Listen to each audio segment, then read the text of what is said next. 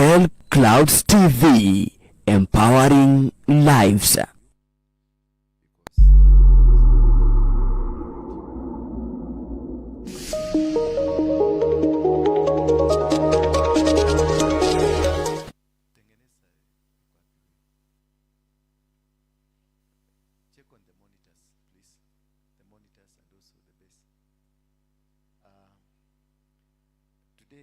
We are still in this topic, and Annie should be writing Battles of the Gates, season 1, season 2, so that people may be able to differentiate in which season we are. Because I told you it's a long topic, and by the time we finish, by the time tufike mahali kunahitajika, kama hautakuwa umefuguka, ni kumaanisha ile kufuri ilikufuka na sio ya dunia hii, because vitu vyote ambavyo ni vya dunia hii zinafukukaga.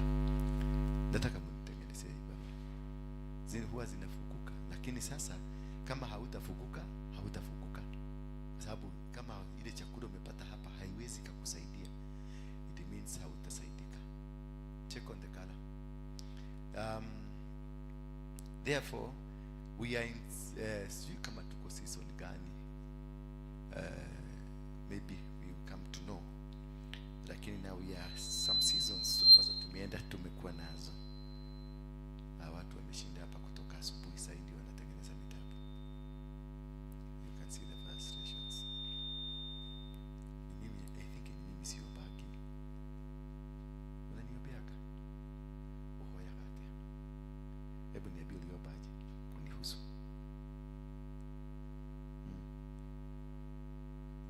Na iko. Sasa hiyo imetimika. Na ikine.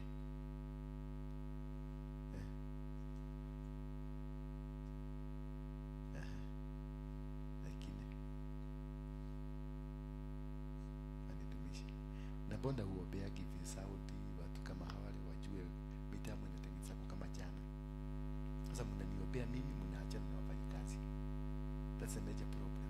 Wale wananisaidia, wale wanafaa kufanya, because mimi am not perfect. I'm perfect because somebody is controlling. Amenitengenezea sauti. Sasa unasikia sauti yangu, that person is important than me in that line. Hallelujah. Yule alisafisha huko ni better than me in the line of here. Kwa sababu akigonjeka akae nyumbani, nani ataosha? So you are concentrating on me and not the components that makes me. Mnaona hiyo picha?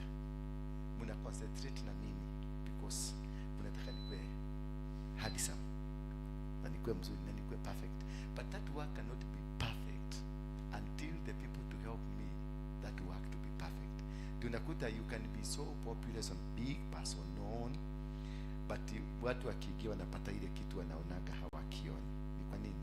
Because there is a disconnect between wale watu unafanya nao kazi na wewe. You have a vision, but the interpreters of the vision, they are not well equipped.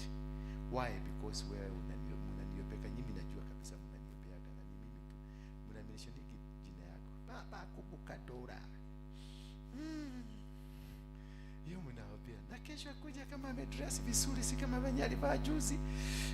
Unaniopea mimi na dress vizuri, lakini sasa wale wa kunisaidia, hata huyo mwenye aliosha nguo, kwa sababu mimi sioshaki nguo, kuna mwenye akosha nguo, mnamkumbuka. Hallelujah. Yule ananipikia ni house girl.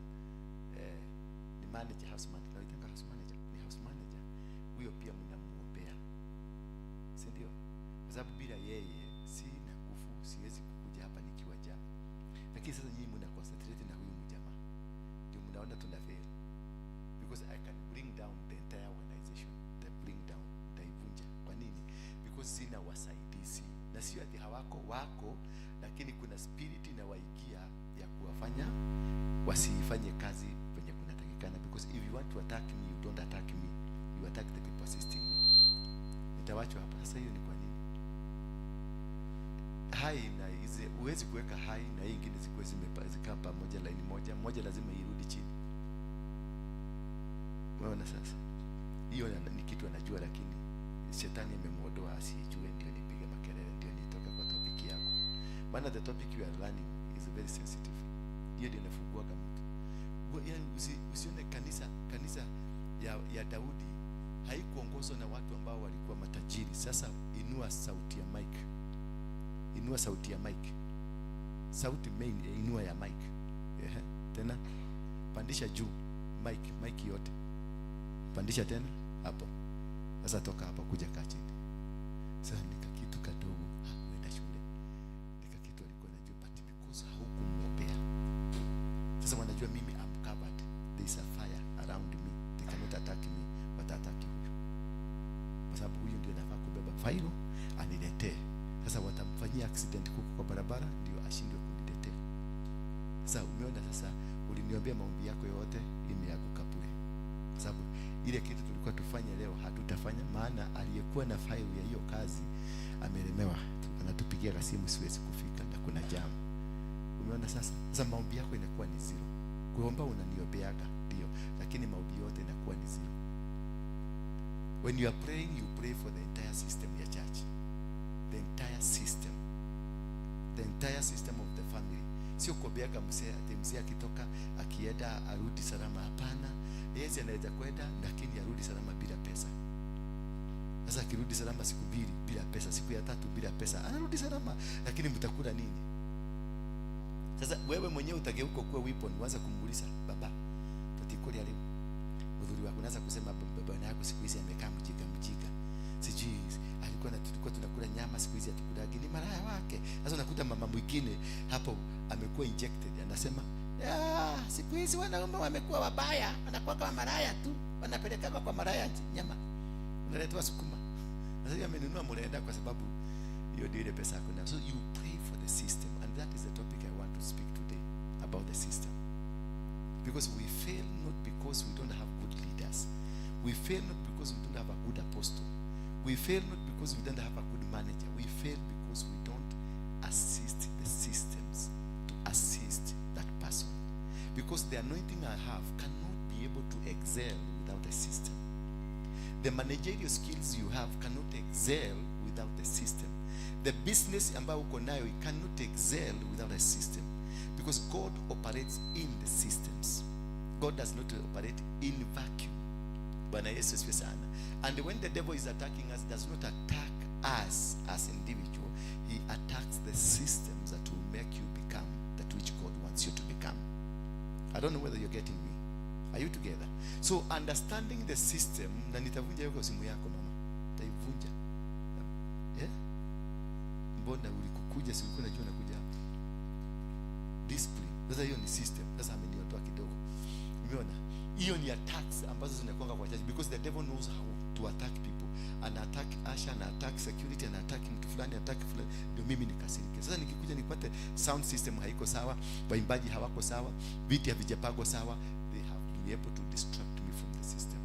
Maana kuna system nilikuwa nimekuja ni operate nayo, and any organization is not attacked from the boss, is attacked from the system. If you realize that that kind of a system, that is what makes you become successful, then you will become, because you have the system. Without the system you cannot succeed. You can't succeed, and that's why you better take long training and working with the people who will be able to understand your vision, rather than having professionals from another organization to come and support you. And it's most important, unakutanga mhubiri wa mwanzo mwenye ameanza kanisa mahali, kazi kubwa anafanyanga, maana akikuja akiwa na anointing, the first people at attract ni wakora from other churches, people who are used to anointings. They don't care who you are, they don't care what you are, they don't care utafanya nini. So as tulikuwa na mlima na tuliona akikufa, so what are you telling us? Tulikuwa na Joe Kayo, tuliona amekufa, tumemuzika Langata, so what?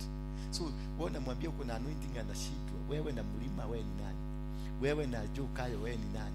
Wewe na fulani na alikufa, walifuka makanisa. We have seen the pastor Moiro alikuwa hapa, alikuwa anauza lori mzima one day, lori mzima ya mchanga red soil na kijiko, unachotoa kijiko hivi wananunua. Sasa unakuja kutuambia wewe ni nani? Moiro alikuwa presidential candidate. Who are you? Because these are the crooks that are meant and hell bent to destroy systems. They will come and join the system yako, na wakue sasa wanakunasa. Mmoja amekushika mguu, mwingine amekushika mkono, mwingine amekushika kichwa. Sasa kuta every time you are complaining because umekuwa gagged, and you rather destroy the entire church and build a system first. You You'd rather go slow because the church is not for today. The church is for 20 years to come. You need to lay a foundation. The founders of Catholic, they died 2,000 years ago. Walikufaga. Hawako. But the Catholic system is intact. Nobody can touch them. Wale walianzisha Safaricom ni akina Michael Joseph. They are out. Now we have akina Degwa. They are running and they are doing systems that are working because Degwa came and they found a system that is operating, and they operated in that system. It is important not to have 20 people in you that are not building the system in you, but rather have one person. You rather not have a church of 20,000 people. You rather have the church of 10 people that are operating in the system, because you will go far. Hallelujah. The mega churches nyingi zimeanguka because of lack of systems. The mega companies that zimeanguka chini because of lack of systems. Because when you lay down the system, no matter who comes, you're not scared. No matter who become a preacher, no matter who become what, they will find a system existing, and the system is followed because a system becomes law. And that is why in the book of Genesis chapter number 1, God created the systems first. He never created what we think he created. He created the system first. In the beginning, God created the heavens and the earth. Those are systems. He created the heavens and he created the earth. Why? The heavens, where he's going to be, and where his people, the subject, his subject, where they are going to be. That's what first he created.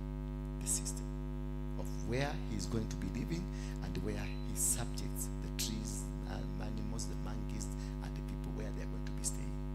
So that he can have two distinct powers. The power that is on earth and the power that is in heaven. So once you have the power that is on earth and the power that is in heaven, now you are able to run.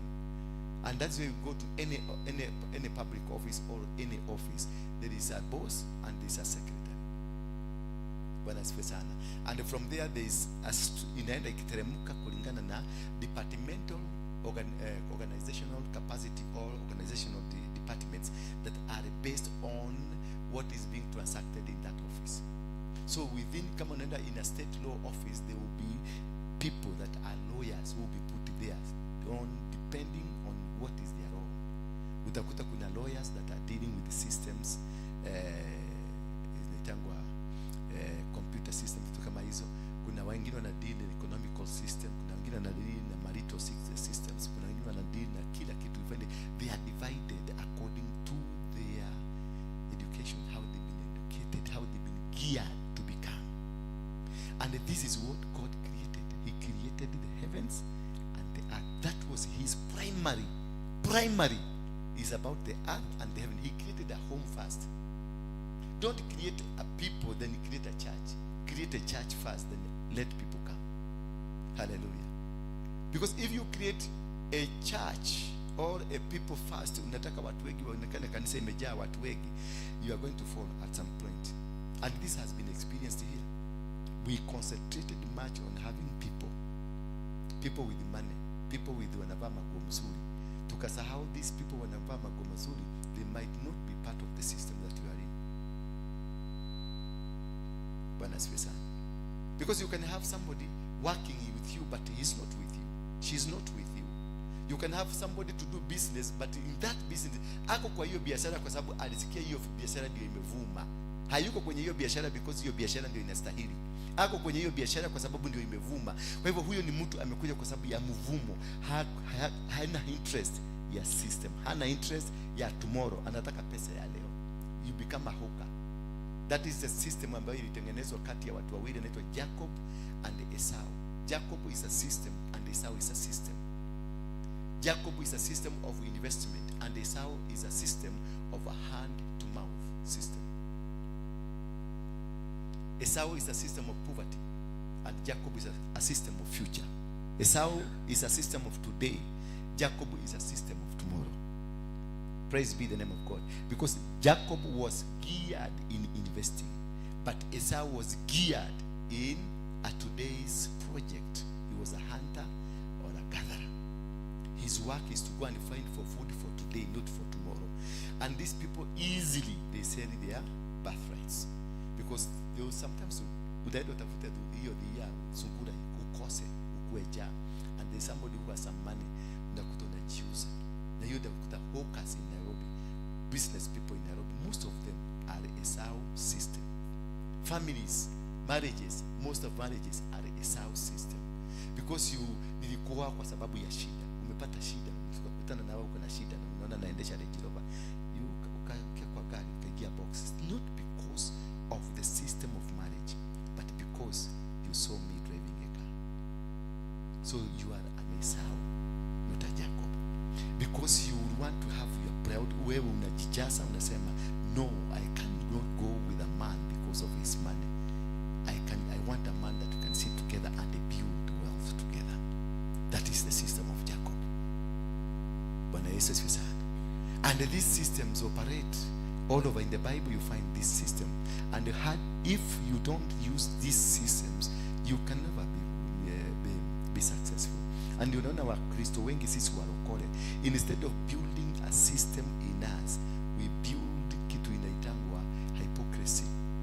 Tunakuwa watu amorphous, people who does not understand why they are Christians, because 99% of Christians, they don't know why they are Christian.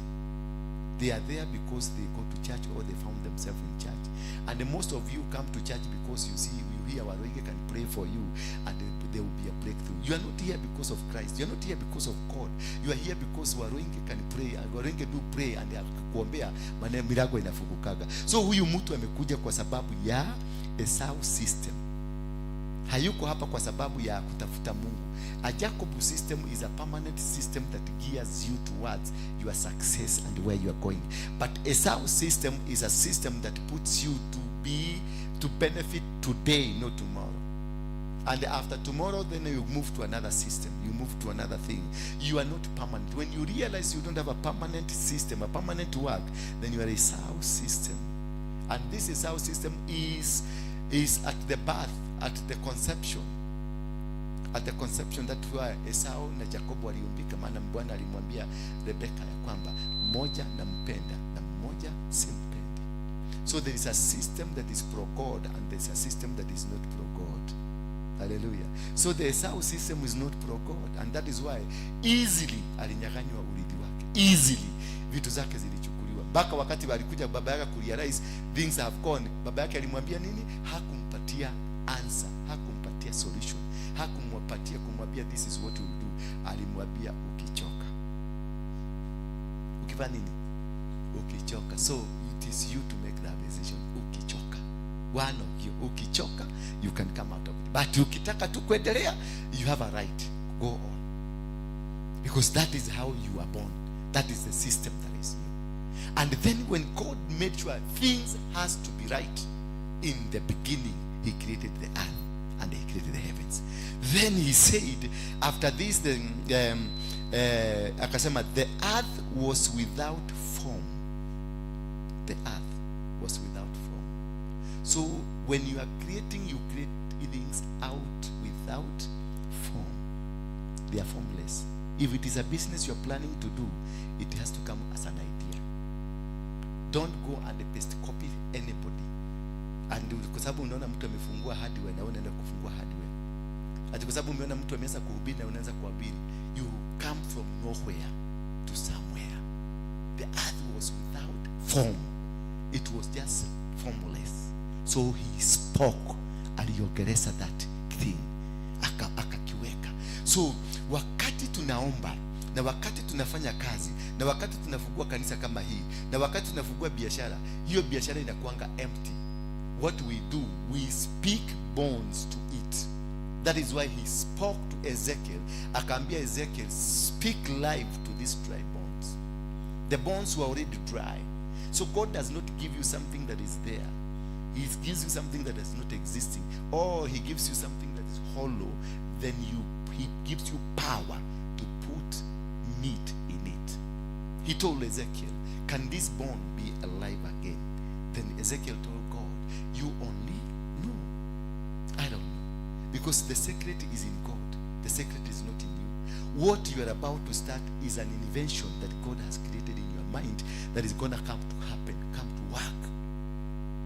So whatever, if you came and umekuja kwa huduma kama hii, na umekuja na umeanza kutawala huduma hii, eventually you will be the devil of the ministry.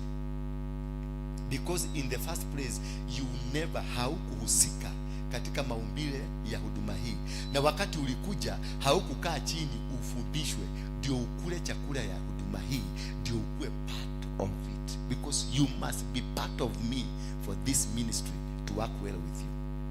For you to be blessed, for you to receive any blessing, you must be part of me first, because I am carrying the anointing, I am carrying the power, I am carrying the authority, that this authority cannot come to you until it is released from me to you.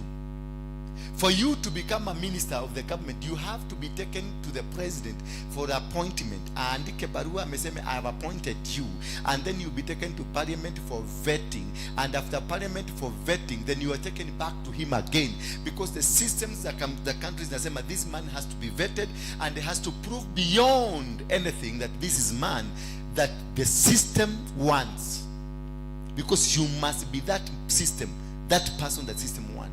If it's a minister for foreign affairs, you can't just pick anything out there. You pick a person that has law in him, or leadership in him, or has worked within the fraternity.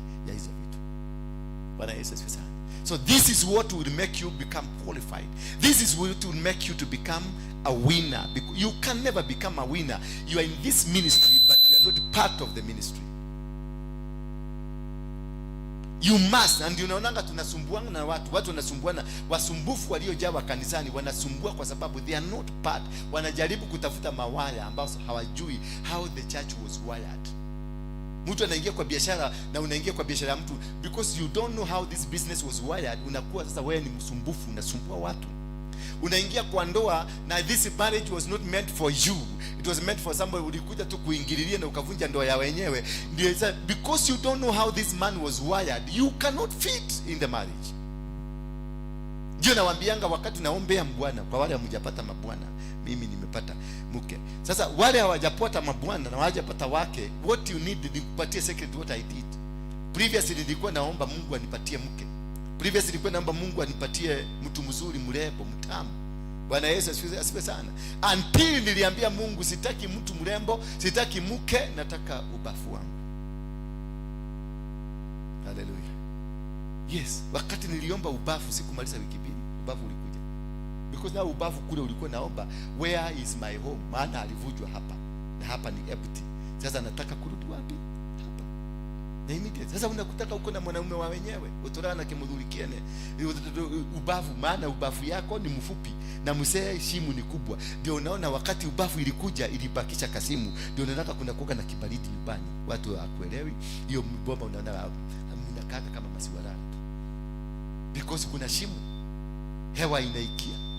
Lakini kama ubafu ulirudi ukaralia mahali ulitoka, hakuna hewa, hakuna nini, familia inakuwa mzuri. Unakuta hawana pesa mingi, lakini they are comfortable, wanakaa vizuri, wanapendana. Unakutaka kila wakati msee na mama wanaenda kama wameshikana. Ushaishi unakagukana shosho wale wa zamani, unakuta mpaka sasa hivi wanaenda kasoko pamoja. Wakitoka soko tena unakuta wanapiga story kila siku, kila wakati unapiga story na hawachoki. Saa hizi wewe tuingie na wewe gari hapa na mke wangu kwa gari yenyewe huko kwa tokitoko, na mimi niko kwa kivara nikiendesha na nikiangalia wanawake wengine, because ulinibo. Hallelujah. Ulinibo. Bwana Yesu. Lakini unakuta kukana, baba yako alikuwa anatembea, unakuta jerie toka unakuta unakisia tulitusuri wanaongea sisi 1946 na hawachoki. Na unakuta saa saba usiku tulikuwa tunawasikiliza wakiongea kwa nyumba, saa saba usiku wanapiga story, hawajaichoka, because this is a system that is operating them. This system, if you understand the system, will make you become perfect in whatever that you want. Utafanya biashara ambayo ni correct, because hata kama ni biashara, you are called in a particular business. Not every business you are called for. Usikue kama hoka. Sorry, natumia hiyo sana. Usikue kama hoka.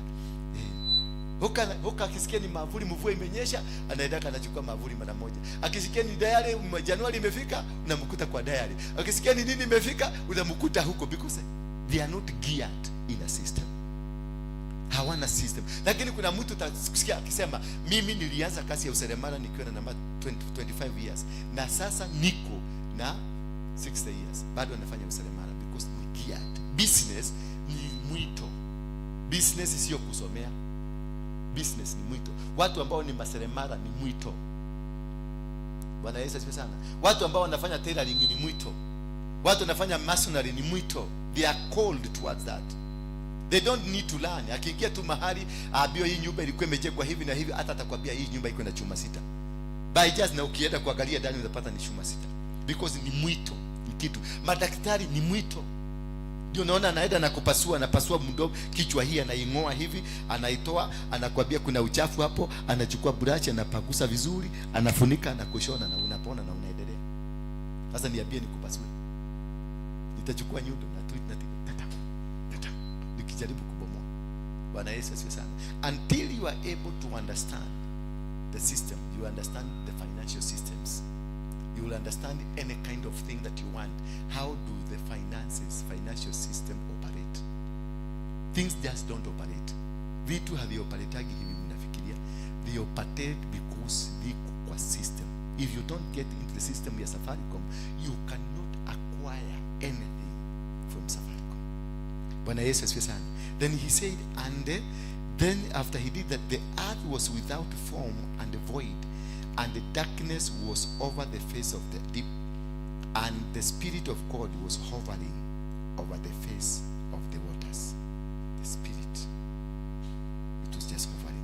So he needed to connect these things to become operational. You need to connect your brains and yourself to become operational. Utauza shamba haitanunuliwa because kuna system hauuzi. Utaanzisha biashara haitafaulu kwa sababu kuna system hauuzi. When Jesus was about to start the ministry, he was requested, he was told, find people to help you. When Moses alianza safari yake, aliambiwa find people to help you. Why? Because the people you will find, they have different skills that will help you. Jesus, he had Luke, who was a doctor. He had Matthew, who was what? An accountant. See? Why would he go for the accountant people? Why would he go for the doctors and yet he was a master healer? Why will he go for these people?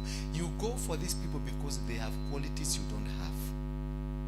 But if you decide to walk with quacks, you will live with quacks and you will be destroyed by the quacks.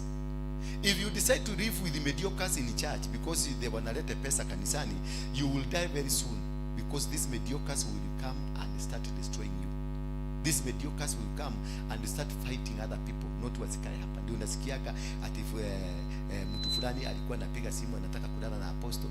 Kwa sababu where did you find time ya kudiscuss? Ama ulisikilia wapi ati wewe huyu alikuwa anapigia huyu simu ati kwa sababu huyu unasema unataka kulala na mimi? Where were you? Ulikuwa unasikiliza ukiwa wapi? Have you ever asked that? Nilikuona wewe ni mnakunywa pombe. Ulikuwa unakunywa Tusker. Nilikuona ukikunywa Tusker. Ndio nikuone ukikunywa Tusker. Nilikuwa kwako. Ama nilitumia nini ndio nikuone? Was I not there? Nilikuwa na worship hapo. Had I gone to worship there? Eh? Nini nilipeleka bandi nikakuone? It's because I'm also a drunkard. Ni venye wewe ulikuwa unakunywa expensive, mimi nilikuwa nakunywa ile ya 10 kale kanaitwa. Wengine ni wananiita nini siku hizi? Kuna ingine mpya kale kadogo. Kanaitwa? Kanaitwa.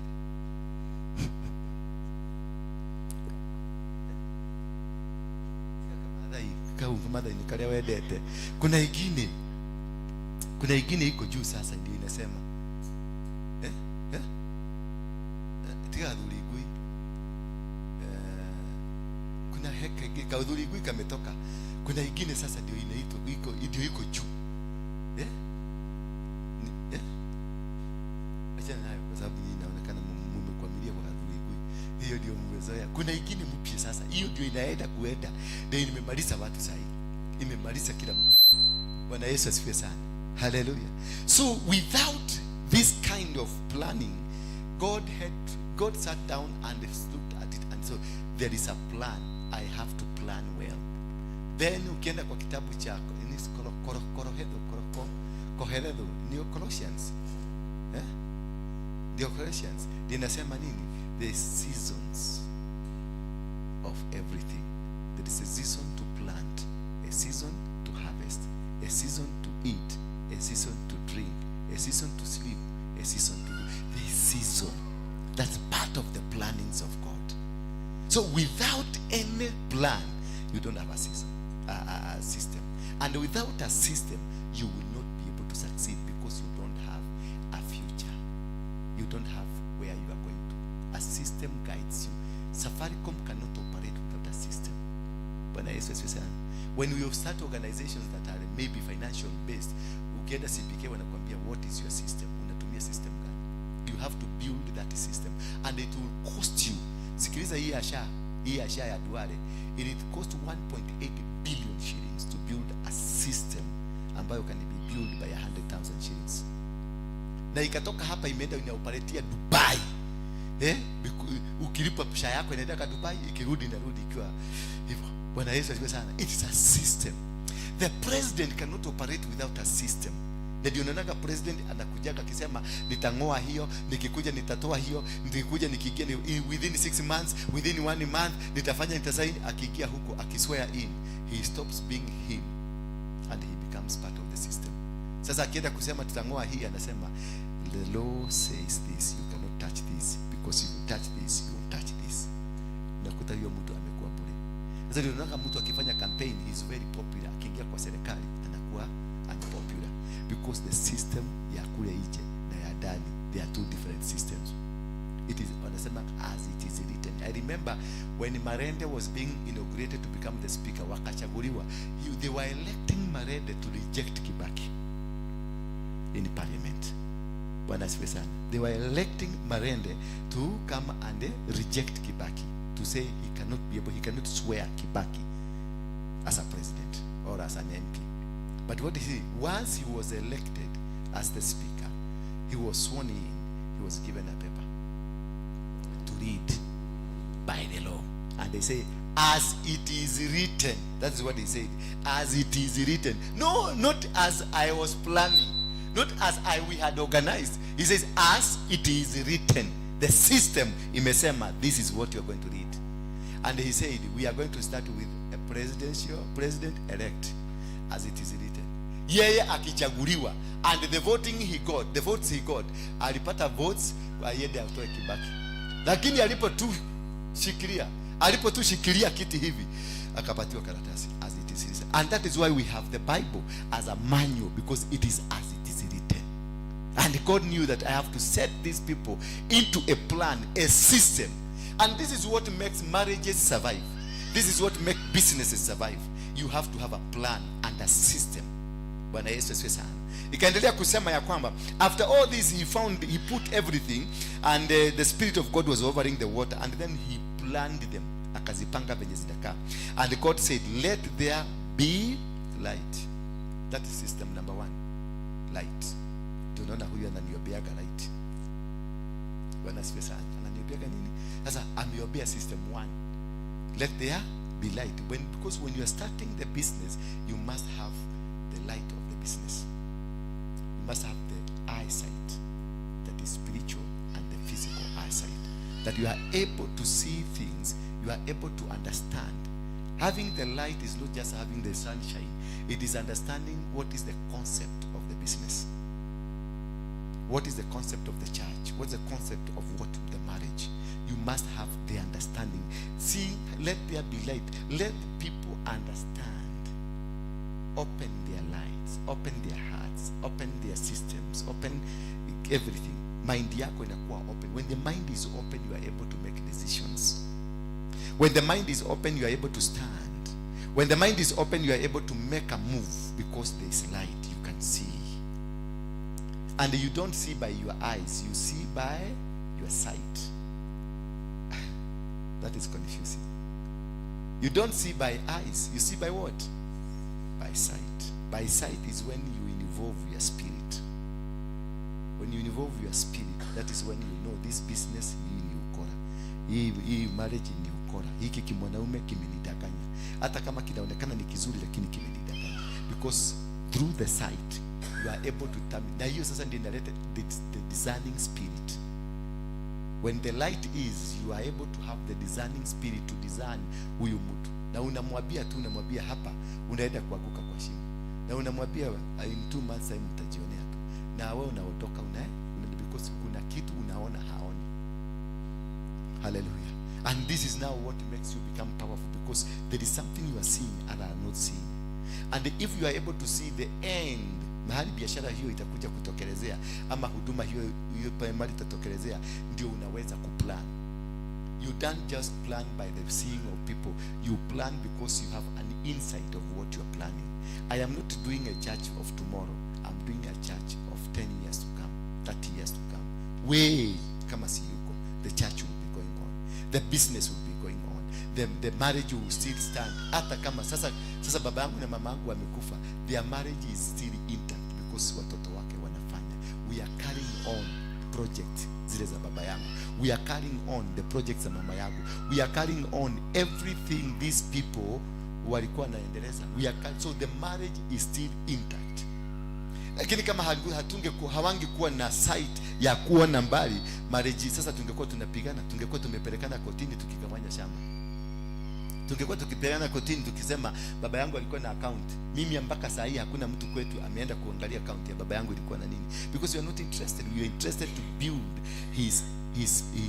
his kingdom.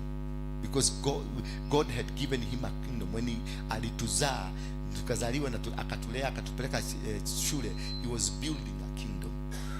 Na that what he was building, sasa na mimi ndio nachukulia kama the chairman, ama my brother akue chairman, mimi nikuwe secretary, ama mtu mwingine ama sister yangu achukue, aendeleze maono ya baba yangu, ndio tuendelee kujenga the kingdom. Because the success of your life is the kingdom that your father started. And that's what sema utajiri itafikia, utajiri na itango ni utajiri ni ile itafikia watoto na watoto wa watoto wako, because it is a kingdom. Ni kitu aliona, ni maono yalikwenda mbali, because aliona na sight, si macho. Bwana Yesu asifiwe sana. That is what makes you become strong. Any business you start without having the sight, then having the light and the sight, then you cannot make it. Hakuna mbali utaenda, utakwama tu. Bwana Yesu asifiwe sana. And they said, let there be light, and there was light. He commanded the light na ikakuja. So in the marriage you have, in the business you have, let there be light. So when I am commanding you, commissioning you, I commission you to uone mwangaza. Bwana Yesu asifiwe sana. Uone mwangaza, na mwangaza huo utauona, na mwangaza huo utakumulikia mahali huwezi kumulikiwa. Bwana Yesu asifiwe sana. Na ndio unaonanga tunainua dhabihu ndio tuweze kufunguka kuona mambo ambayo hatuoni. And this is what makes us work successful. Number 2, once he commanded the light ikafanyika, akasema, and God saw the light was good. And you see now he is happy with that system ya light ametengeneza. Akaenda kwa system number 2, and God separated the light from the darkness. Akatengeneza usiku. That is now tumeanza calendar. Akajua this calendar has to be created for you. When he separated the night and the day, he literally created the calendar. Akasema sasa ndio kutakuwa na nini? Na mchana na kukakuwa na usiku. Sasa kukikuwa na mchana wa kesho utakuwa nini? Siku nyingine. Sasa leo ni mchana wa Wednesday, kesho utakuwa wa Thursday. He created a system of the calendar. Day 2, he created what? The system of the calendar. Because he knew you must be able to count. And that's where the Bible says, help us to know how to count our blessings. So he knew these people will need to count what they have. Na akatengeneza mchana na akatengeneza usiku. Akatengeneza Wednesday na akatengeneza Tuesday. Calendar ikaingia. Ndio akatengeneza siku na wiki na month na year. Bwana Yesu asifiwe sana. Ndio sasa tunakuita how old are you? Ni hiyo system ya miaka. Na hiyo system ya miaka haiwezi kuja how old are you if you did not have day 1. Because you can never be how old are you if you didn't have day 1. Day 1 existed for to determine how old are you. Day 1. And then from there, day 1, before the day 1, he created hours. Akatengeneza 7 o'clock, 2 o'clock, 5 o'clock, 11 o'clock. Bwana Yesu asifiwe sana. Katika hizo 11 o'clock, 1 o'clock, akatengeneza nini? Minutes. Katika hizo minutes, akatengeneza nini? Seconds. Katika hizo seconds, akatengeneza nini? Microseconds. These all are there to guide you into a system. So you can have time. Unasikianga, that person does not have time management. And when you don't have clock 1 or second, then you don't have a season, you don't have a year. All these interrely with the other one. And this is what will make you successful. Because if you're a business person, you'll do the business with the time. You have the time precision. You know, I have to wake up 8 in the morning, then 9 in the morning, then mahali fulani, 10 nitakuwa mahali fulani, 11 nitakuwa mahali fulani, then you be able to plan. That is now where the plans comes in, and the plans works for you. Plan cannot work for you if microsecond is not there. And this was done in when he said, let there be what? Let there be night. He separated the darkness and the day. Number 3, system number 3, God called the light day and the darkness night. Any system must give you a particular name towards the system. The particular name. What is the particular name? This church, when you came here, umepata kuna jina synagogue. Wewe mwenyewe unaitwa jina. You have a name. Because through the system of a name, the blessings will come, the curses will come, limitations will come, successes will come through the business, through the name. The name determines where you're going. That is why Jabez went to God. When he was born, alizaliwa na akasema alizaliwa na jina, akapatiwa jina la uchungu, maana alizaliwa kwa uchungu. He went back to God. Na akaambia Mungu, Baba, hili jina ambalo niko nalo ni disaster. Ni mbaya, imenitesa. Akaambia Mungu, niondolee the pain in this name. Akaambia Mungu, bariki kazi yako. Akaambia Mungu, nisaidie niweze kujua, niweze kuendelea. Because this was created. The name, the purpose of the name was very important, because the name carries blessings and the name carries curses. The name will make you successful. Kuna watu wako successful. Imagine jina ya Jomo Kenyatta. Mtoto tu, the great grandchild ya Kenyatta aende anywhere aseme I am the great grandchild ya Kenyatta family. He will be given respect because of the name. Bwana Yesu asifiwe. The name will open doors for you. The name will close doors for you. It is a system that opens, that closes, that brings down, that lifts. Watoto wa Moi, wherever they will go, their doors will be opened because ni watoto wa former president. Mtoto wa Ruto anatengeneza magari hapa, naweka namba plate zake, hauliswi. Ndio tengeneza yako, weke namba plate yako. Usikie wewe utakula ugali jela. And they will not care ati ya Moi ya mtoto ya Ruto inaendelea kwa barabara, wewe utashikwa na utaambiwa unataka kusabotage economy ya Kenya. Bwana Yesu asifiwe. Why? Because there is power in the name. So that is why he named days. Akasema mchana na kwa kuwa ni usiku. Akasema mchana ni wa watu kuona, ndio wa make decision, wa make plan. Na usiku ni wa vitu vingine. So he planned you when to do this and when to do this. That is why it is necessary for you to go and sleep. Ende upumzike, because time ya kupumzika imefika. Na time ya kufanya kazi imefika.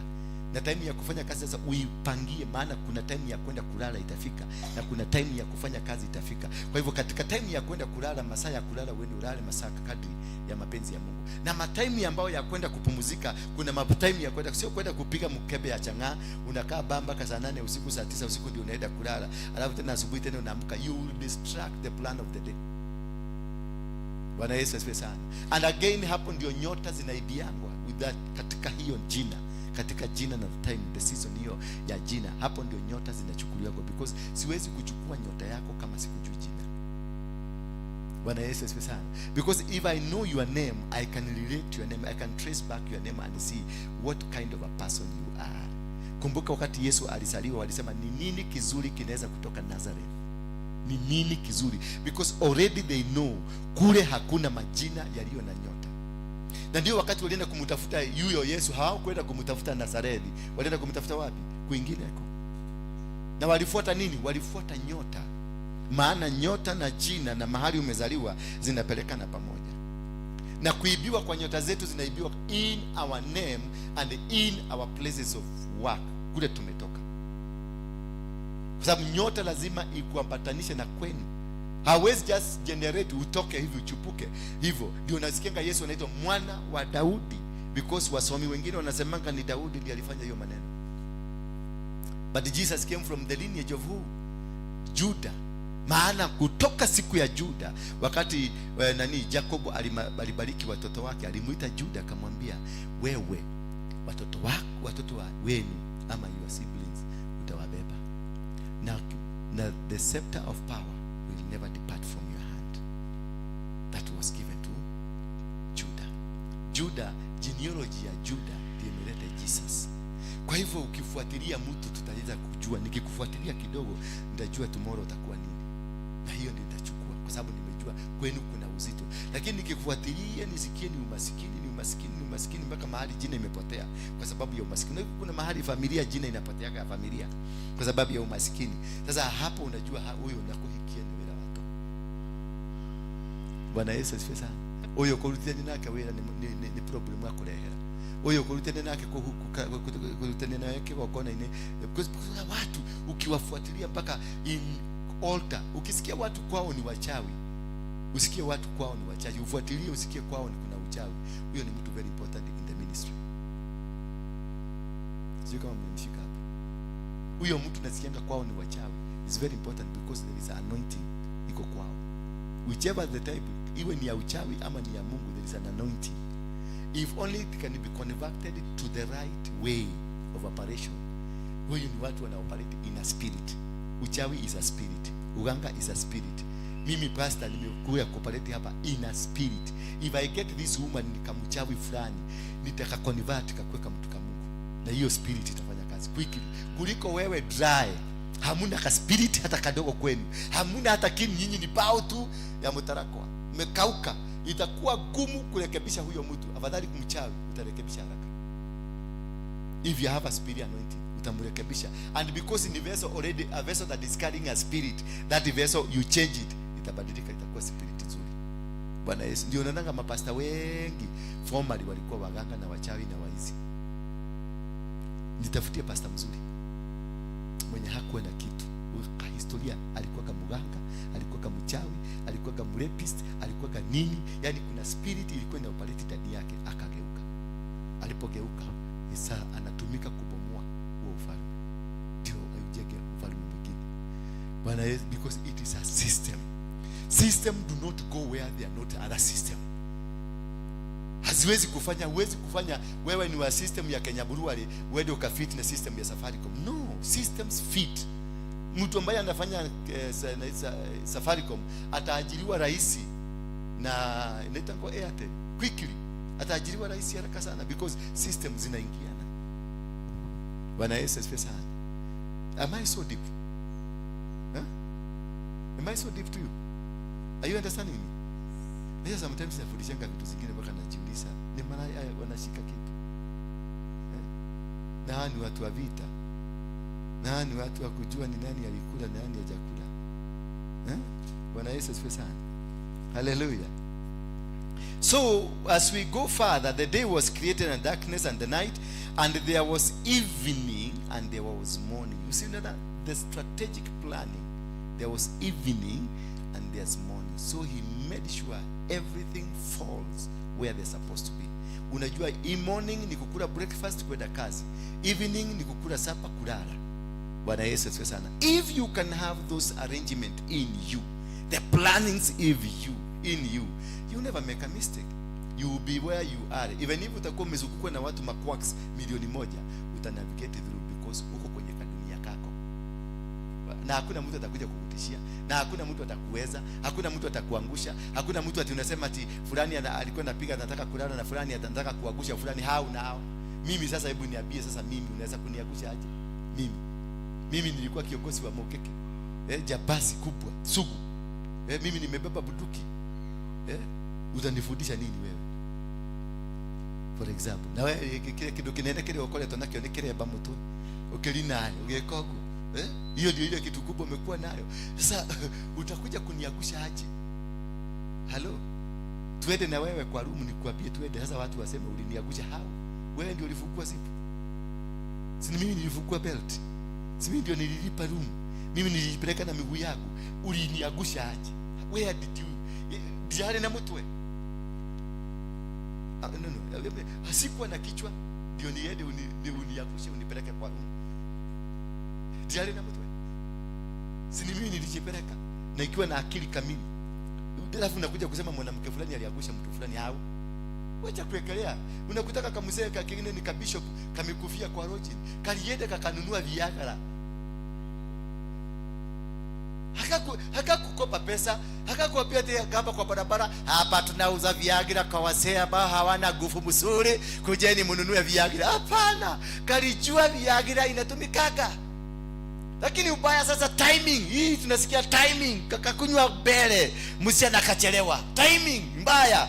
Hii maneno ikakia moto. Ikakia moto, hii kiwaka inataka immediately kuzimwa.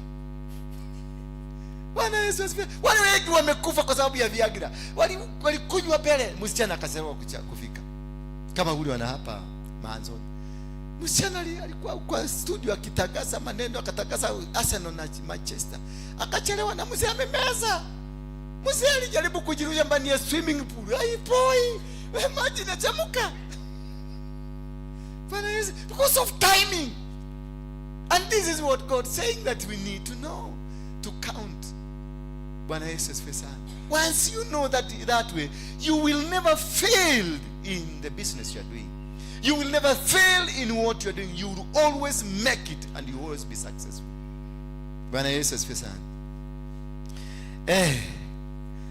Verse number 6 says, and God said, let there be an expanse in the midst of the waters, and let it separate the waters from the waters.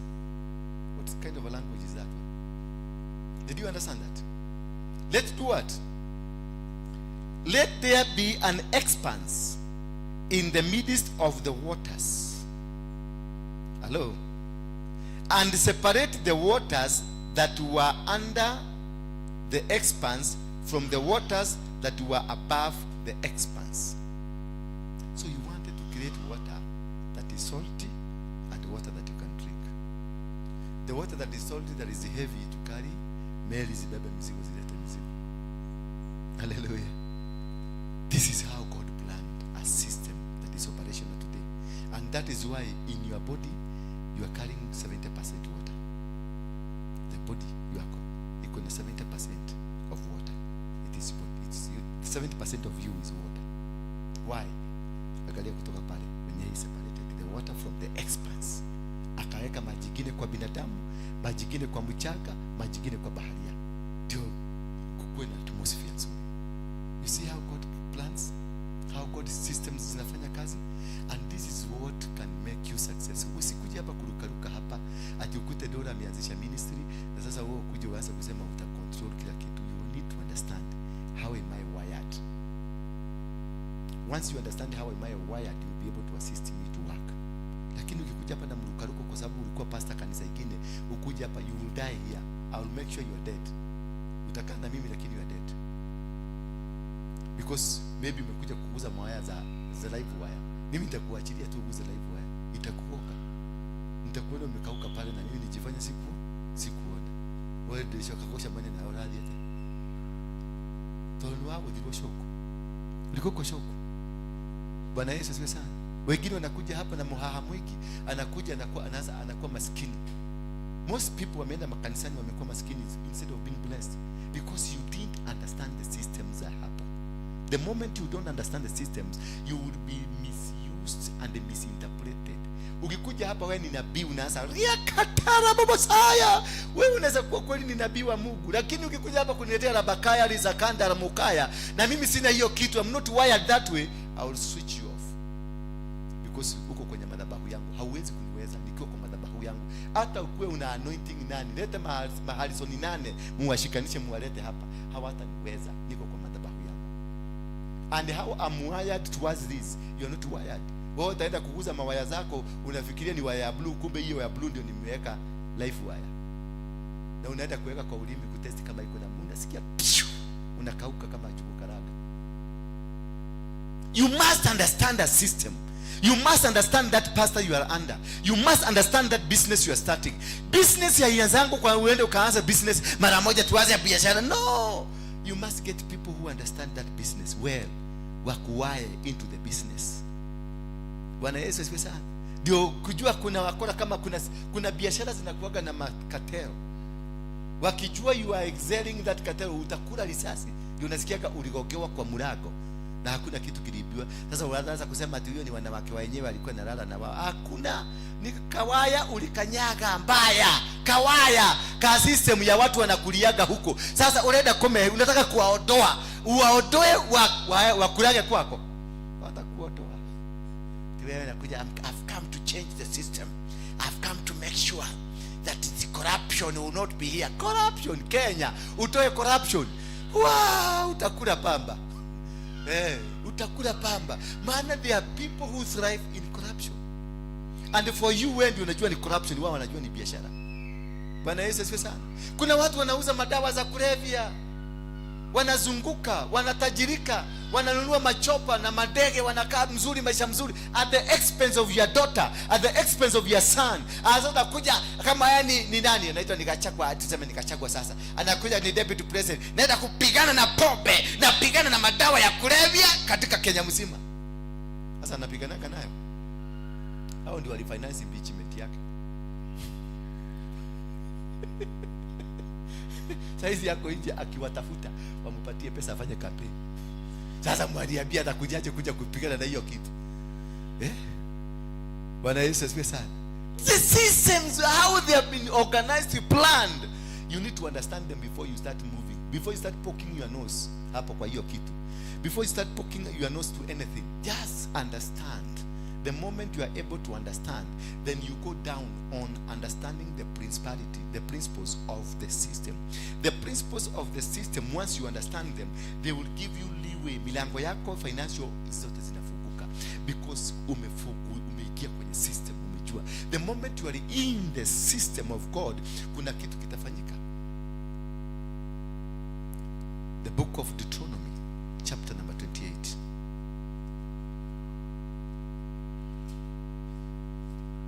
Deuteronomy chapter number 28. Nasema namna gani? And if you faithfully obey the voice of the Lord your God, being careful to do all his commandments that I command you today, the Lord your God will set you high above the nations of the earth, and these blessings shall come upon you and overtake you. So there is a condition to understand. You obey the voice. You obey the voice. When I'm speaking here, I'm speaking on behalf of God. That's why you are under me. I'm a spiritual father. So if I warn you, stop this, you stop it. Because I know you are getting into the wrong trap. When I say, lakini sasa ukingangana na mimi, I'm not really, I use you because you are my friend.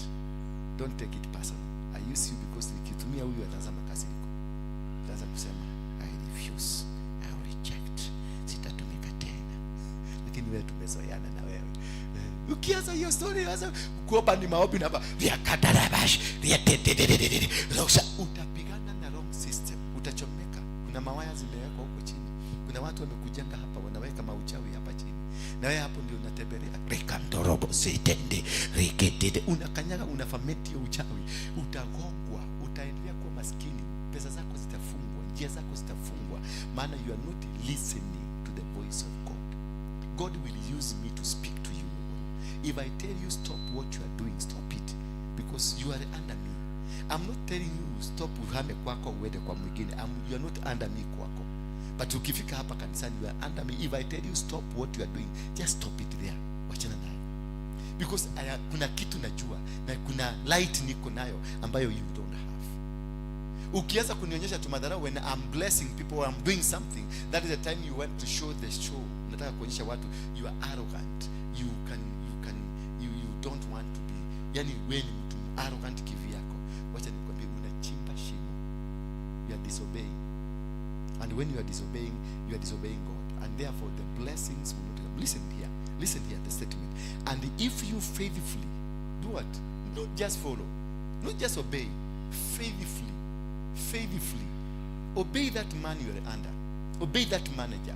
Obey that husband of yours. If indeed umejitoa na ukasema this is my husband, this is a person I'm under, that person you have subjected yourself into, obey that person diligently. because he's a voice of God to you. Praise be the name of God. Anasema namna gani? And if you faithfully obey the voice of the Lord your God, the voice of the Lord your God. So it is not God, it is his voice. Bwana Yesu asifiwe sana. And his voice can be used by, anybody can become a voice. If you don't listen to that voice, then you are not going to get the blessings. You be cursed. I don't need to curse you. I need just ukatae venye nakwambia. You be cursed. Inakuuma, inakukura. Bwana Yesu asifiwe sana. And this is what will destroy you. Utakuwa stagnated forever. Utakuwa wewe ni mikopo, utakuwa ni magonjwa, utakuwa ni distraction, utakuwa nothing is happening around you. Why? Because of the disobedience. And if you faithfully obey the voice of the Lord your God, be careful. Underline that. Being careful. Not just that you obey too, but also being careful. That's a system. You know system ya Mungu. You must be obedient and be faithful to the obedience. Not just obeying because unaniogopa. You obey me because you are faithful to the obedience, because you are faithful to the God that has given me this opportunity to serve you. I am your servant, and as I am your servant, I'm also the servant of God. I'm selected amongst you. So you must be faithful to the obedience. That obedience must be from your heart, not because unaniona mimi ni mchungaji, unainama mpaka unamsalimia kama unainama hivi na huko ndani haujainama. You better come and say hi pastor na uende zako kuliko kuja atipako na una bed kidogo hivi na wewe ni nyoka ndani yako, kumbe ni nyoka imekuvuruta kidogo hivi, hebu inama kidogo ndio tumurabe. Bwana Yesu asifiwe sana. You must be faithful and to faithful obey the voice of the Lord your God, being careful to do his command. Being careful. You just do not do the commands just like that. No, there is a system of operating in the commands of God. Be careful in operating those commands. Be careful. That's the most important thing. Be careful. Yes, yes sir, but be careful when you are saying yes sir, kwa sababu unaweza kupiga saruti upige ya France. Hello, na kubi ya Kenya ni hivi, umevuja amri. Unaweza kuwa be careful upige ile wakati walikuwa scout, tulikuwa tunapiga kani ya scout hivi. Tunapiga hivi. Sasa ukiwa scout wewe upige hii, wewe ni polisi, you are not careful. Umevuja sheria, watakwambia umevuka sheria. Kama ulikuwa mmoja wa kuchaguliwa kwenda kufanya parade, umetolewa because you are not careful. When they are obeying, president akikagua kwa redi ya heshima, kuna ile quick march, unaona wanaenda quick march, quick march, quick march. Lakini ingine ile slow march, unaona anaenda, kuna venye unaona anafanya mguu hivi. Be careful because there is instructions to each instruction. Kwa kila kitu kuna instructions yake. Hata hiyo command ambayo imetolewa iko na instructions zake. You need to be careful within that command. Yes, you can obey to the command but not careful. Nasugumusia systems. Sijui kama tuko pamoja. Nasugumusia nini? Systems are more important than even coming to church. Systems are more important than even getting married.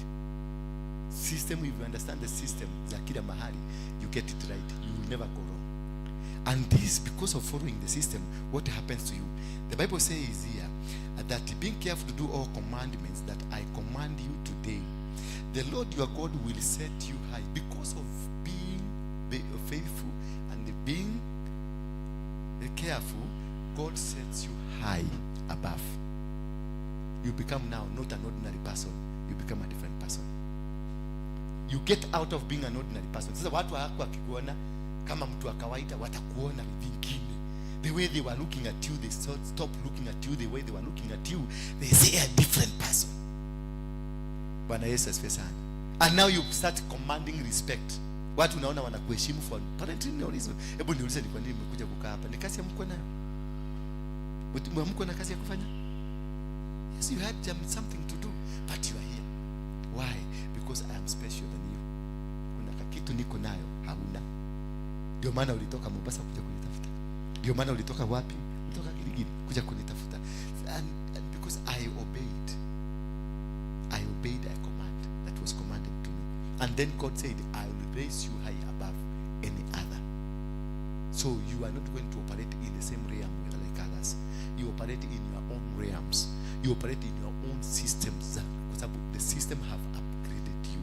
Systems ndizo who upgrade mtu, they have upgraded you and you rise above. Sasa umesikia bide hii maneno ya kurukaruka hapo, kitembea tembea, achana nayo. Upgrade the systems, they will never touch you. Mali wewe unaoria wataona wewe ni moto. Wachana kupishana na watu. Wewe ukiona maadui wako hapo, usiwaonyeshe unajua, kuwa mjinga. Waondokee, kuwa mjinga. Sasa fanya in a different way. Si uko kuja hapa kwa madhabahu hapa mbele, sasa fanya hapo, lakini ile system ya zamani wachana nayo, kama na system nyingine mpya. Watakuwa kiuliza huyu wako, watakuja wao wenyewe watakuheshimu kwa heshima. Hallelujah. Bwana Yesu asifiwe sana. Umesikia bibi? You are my good friend. Inasema namna gani? Tumefika wapi? And all the blessings, not one, not two. How many? All the blessings. Unajua nini sasa nakwambia? Kama hujaolewa utaolewa. Bwana Yesu asifiwe sana. Ukitaka kuanzisha biashara katafanikiwa. Hallelujah. Ukitaka kwenda Amerika, visa utakuta imetayarishwa. Hata kabla huja apply, utakuta imetayarishwa. Ukitaka kwenda, hata ukienda Amerika utakuta live people. God will have prepared people there. Wanajua kuna mtu anakuja ambaye anafaa kuwa being taken care of. Bwana Yesu asifiwe sana. Because all the blessings, all of them, they will not come one at useme kuna wawili tumewacha huko nyuma. Hapana. Zitakuja zote kwa mpigo. Hallelujah. Hasitawachana. Anasema nituhaliganiro kai. Nituhaliganiro neke hiko. Tumesahau na wakiokoko. Na wakiharusi. Tumesahau kitu fulani. Hawatakuwa watakuja na manager wao. The blessings will come with their manager. Na before they get out, zitakuwa zimekauntiwa from the store. Hii anahitajika faili zake hizo hizi pembeni zote. Maana we are carrying the blessings. Tuenenda huko. Wakati nani anaitwa Jezebeli alikuwa anaenda kwa mtu anaitwa Solomon, alienda na nini? Alienda na utajiri mkubwa, maana alijua anaenda kukutana na nani. She understood the systems. You just don't go kwa ati unaenda kama wengine naonaga hapa wanakuja hapa kwa ofisi yako kuja kuniona na amekauka kama jugu karaga, kama karago zile za mafuta za kondoo, ya mkia kondoo. Anakuja hata peni hana hata 100. Uroka kuhemuha na mishene ziatumia. Uroka ofisi wako ikatengeka kitika kwa ati uhemuhe. Wewe hiyo ni laana unajichukulia. Unabeba jana unaenda nayo. And that is why you are poor. Wewe unakuja kunipatia mshene hapa. You will be poor and poor and poor forever. Na hata hauna kitu. Mimi unafikiria nakulaga wapi? Kutaka ofisi hapa saa 12 mpaka jioni, ni mnafikiria garafu unakaa hapa unanikoja hapa tunataka niko hefea. Na tuatide na ego kwa tutage na kitu abesha ko. Niwe uragia. Bwana asifiwe sana. There is a system, there is a way you get interacted with what will provide you, that which will make you become. Bwana Yesu asifiwe sana. Ukiona ninakwambia leo nibaie chai, si pesa yako ninataka, kuna kitu naachilia. Kuna Mungu ameniambia kuna kitu, achilia hiki kitu kwa wewe. Siwezi kukupatia hivyo hata kama ni Mungu ameniambia. Hapana, kuna system. I have to respect the command of the system. Nipatie, nikupatie. Elijah alimwambia Elisha nani? Ukiniona. Mbona hakumpatia na alikuwa Fred yake? Si alikuwa Fred yake wanakaka pamoja. Singemwambia chukua. Alimwambia ukiniona. Kwa hivyo ukifunga macho kidogo, as much as I'm your friend, ukumwogo utatoka pia. Even if I am your friend, I'm your husband. Tuseme I'm your husband. Na lazima nilikwambia ukiniona nikienda ndio utabarikiwa. I am your husband, lakini sitakuachilia. Hakuna kitu kitakuachilia. Lazima unipatie na mimi niache. Because that is a principle. That is a system. That's how they operate. Jesus had to die and be crucified because the system required so. Hallelujah. Kuna njia nyingine angefanya tuokolewe. Kuna njia nyingi angefanya. Lakini he had to shed his blood because a covenant of the blood had to be made because it's part of the system. Lakini mwabua leo. Niko dikeleria. And you are getting it. So respect the system. Na umanga ile mnakuanga nayo, wachaneni nayo because I'm wired in a system. The system will reject you. Na hiyo umanga yako, it will reject you. Utakuwa stagnated. utakufa. Spiritually you'll be dead. You'll be walking here like a corpse. Anywhere you go and they reject, ukai, hata kama ni kwa serikali, mali umeajiriwa, whatever where umeajiriwa kazi, ama unafanya kazi, ama biashara, there is a system ya hiyo biashara. Ndio nikurugerera, ataona sio sister nyigoka, na wewe unaenda kuhuko huko. Utashikwa na kaji na utarushwa kwa kironi. Utatolewa kesho, uende uweko pelekwa kotini, ufungwe siku 12, urudi hapa ushikwe. It's very day sister yako anakuhurumia na kupatia mzigo, sister yako atawachwa hapo, wote Bible hapa. Tena unarudishwa pale mpaka urudi keshaki. Because the system imekukataa. Imesema hapana, wewe tihoka. Wewe ni mtumia wa modo. Na hoka zile unajua mahoka wengi hawakuagi mabibi za watu ama mabwana za watu, because hiyo vita ya kutafuta chakula ni ngumu. Maana natafuta kifika jioni, wakati nataka kwenda akibeba mzigo kwenda kuweka kwa store, nasikia msikali akaja. Wakati amefanya kazi anasikia msikali wakaje, maana ni hesabu, hafai kukula, hafai kwenda kuweka kwa store, anafaa atafute ya 200 ya kukula, maana ni system ya hesabu. Bwana Yesu asifiwe sana. Hallelujah. Then once these two happen to you, the blessing shall come upon you and overtake you. They just don't come, you have to be overtaken. Yani baraka zinafaa kuwa mbele yako. Mahali ukienda kukanyaga tu kifiko na kuta umetaguliza, baraka zimefika mbele yako. Maana the system has commanded. Then if you get in the book of Isaiah 45 and give us Isaiah 45:45. That says the Lord to his anointed Cyrus. He is speaking to who? His anointed. Who? Cyrus. A name has to come. When you're speaking about the blessings, a name has to come. It is through the name that the blessings are commanded. Abraham, ndio tuko na covenant inaitwa Abrahamic covenant. Because through the Abrahamic covenants, the blessings will flow. Bwana Yesu asifiwe sana. Sasa akasema nini? The Lord says to Cyrus, the king that he has chosen to serve him. The king. So there is an element of being chosen for the blessing. For that kalaini. Watu wale wanauzanga mafuta, they are chosen kwa mafuta. Watu wa kuuza mbao, they are chosen kuuza mbao. Watu wa kuuza manguo, they are chosen. There must be a kalaini God has chosen you kufanyia hapo. So be careful to identify that line. Be careful to identify, because that is also a gate. Be careful to identify, what am I called for? Mimi nilijikuta kuhubiri kwa sababu nilikuwa mungike, nilikuwa nahubiria watu. Na kabla niingie mungike nilikuwa nahubiria maumbwa. I used to call maumbwa 100 ya kijiji yetu, zote zinanifuata. Ndio wakati mvua ilikuwa inanyesha, nilikuwa nalala hivi huko tukichunga mang'ombe. Nikinalala hivi, maumbwa zote zinakuja zinanilalia kunifunika nisinyeshewe. They are king. Bwana Yesu asifiwe sana. Because I was a king of the dogs. I was wired to be a leader.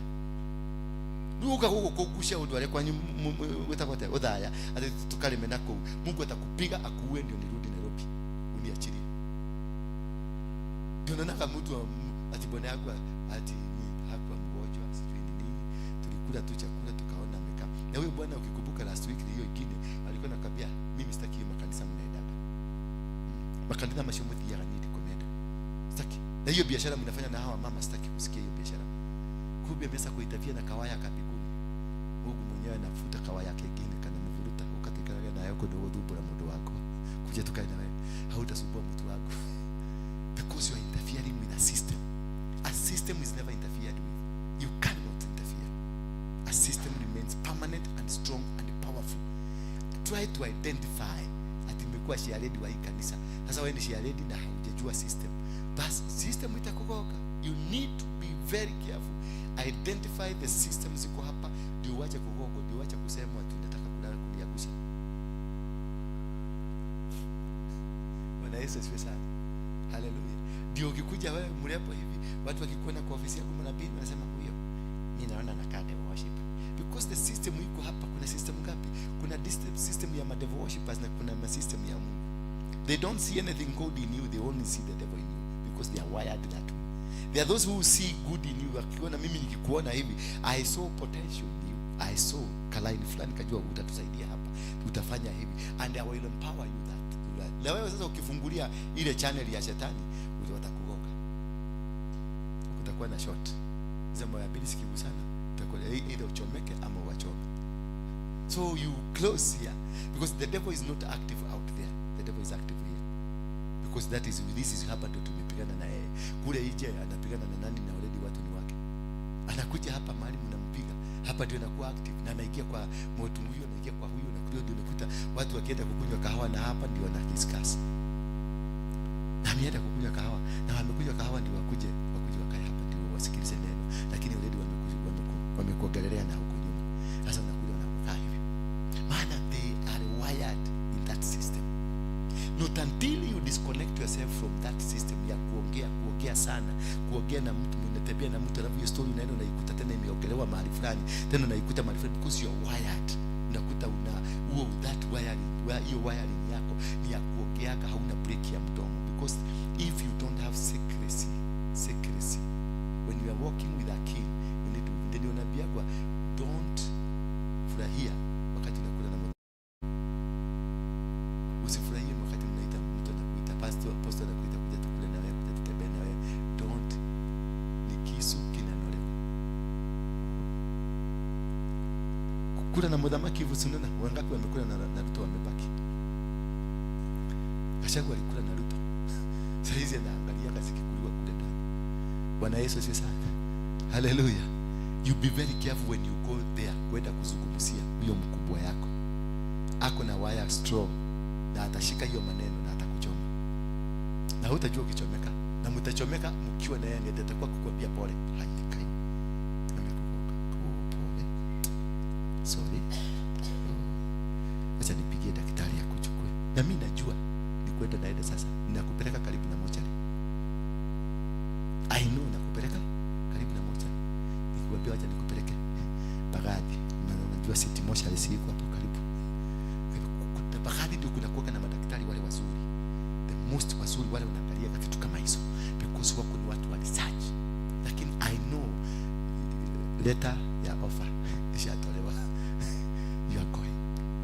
Yes, I can know you are going. Mimi naweza kuambia najua when you are going. Mimi najua date. Najua mpaka date. Wakati utagokwa ninajua. Na najua mpaka date. Naiandikaga naweka pale tu na ngojea kuangalia. Na kuangalia tu hivi. Na sasa hiyo nitakufanya rafiki, tutakuwa tukitembea na wewe. Because I want to witness what God told me. I want to be an eye. Niliona Elisha aliambia ukiniona. Because there is power in the eye. Ukiniona. Like wanyita na. Una mshiko na hadithi. Kwa kaujuka. Na ujuka. Itakugonga. Sikiliza. Msipoacha hiyo mamishane hapa. Msipoacha hizo mavitu mnakuaga nazo hapa, mtakokwa and I'll be an eye witness. Angalia kale kama mama yetu kwenye kanafanya kwa hapa. Sima kajua. Naweka wakaha. Tulikakataza acha na imani. Tukamwambia acha na imani. Acha na imani. Ndio ngegadu mimi kwa hapa. Alikuwa jana hapa. Na kwa kisiku alikuwa amevaa nguo ile ya ule ile heavy. Imagine tu kama ile mnono kuliko hii. Alafu mimi swali ile niliuliza ilifikiaje kwa na siku mshika alikuwa amemshika hivi, mama alikuwa amelala hivi, kwa alikuwa amelala amesimama hivi, lakini ikakuja juu kama ile irrigation ikapanda, ilipitaje kwa kanyulia ikapita ikapanda mpaka huko ikaroka mpaka rooftop.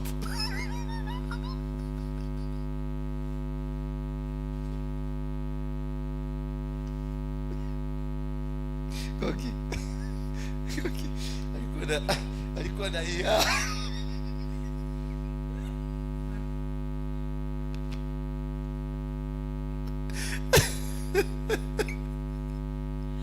Pole. Ikana dina kana ke. Ndio kanyo gasha. Pole sana.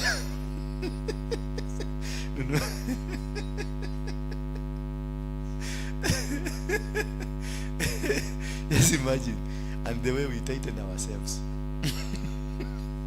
How powerful was the penetration? How powerful was the machine that was pumping the water, and the water was flowing?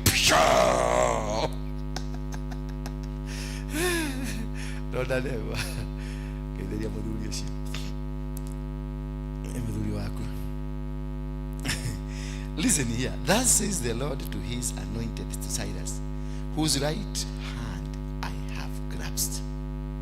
You can never be successful in life if the hand of God is not on your side. You can never. Don't get all about it. You need the hand of God to be on your side. It's a part of the system. You need God. In whatever move you are doing, you need this hand of God. Akasema, whose right hand I have grasped, to subdue nations before him. So he is doing this to subdue your enemy. He is doing this because the enemies will not allow you to prosper, will not allow you to sprout. The enemy will want to subdue down. But now God will hold your hand so to subdue them that want to subdue you. It is a system. So when God realizes now you are part of his system, he will create mechanisms that will help it. Hallelujah. Mechanisms will be created to help you succeed of their system. You are part of the organizational capacity. You are part of the somebody who is able, who is supposed to carry the blessings to the next level. So he will organize things that must work for you, so that wherever the enemies will be there, they will be subdued and they will be holding you. Sasa ukiona maisha umeshindwa kupenya, God is not yet hajakushika mkono. Bado hajakushika mkono. That is why you are struggling. That is why you are suffering. That is why you are not able to do anything. Bado hujashikwa mkono. Kama umeshikwa mkono, ni kushika kwa nyite, kimwana cha kwali. Ni kushika hivi. Mungu amekushika mkono. The enemies will just run away. Kwa kuona venye nimemshika tu, wataanza kupotea. And this is what he told Cyrus. The man he was holding, na mkono wake wa kulia, amemshika mkono just to scare. God holds your hand to scare away things that are not for you. Can I hear amen? And this is what we need to do. Just to release ourselves to be projected by the hand of God. And then once we are in the hands of God, things that will. I have grasped to subdue nations before him. And to lose. Why? Another factor. One is to subdue. Why is God holding your hand? To subdue the enemies. Number two, to lose. Kuregesa. Ile mikada, zile milango, zile mabaria zote zimewekwa mbele yako, zinaanza zinavunjika, hazijakuswa na mtu, lakini kwa sababu the power that is holding you, it is much powerful. Hallelujah. Just by the hand of God, kushikwa tu mkono na Mungu, unaona mageti zinafunguka. To lose. To lose what? To lose the belts of the king. Wow. Baka mudhamaki akiniona hivi anasema, this anointed man of God. Ile mekada alikuwa amejifunga ya kusema mimi sioni mtu. Unaona anaanza kusema, oh, man of God, how are you? I've been watching you. You've been a blessing to my life. Mukada imelegezwa. Si yeye anaongea, ni kutishiwa na power ile iko around you. Unaanza kusema, I've been watching you. You bless us so much. You, oh my, we are man of God. Come for a cup of tea.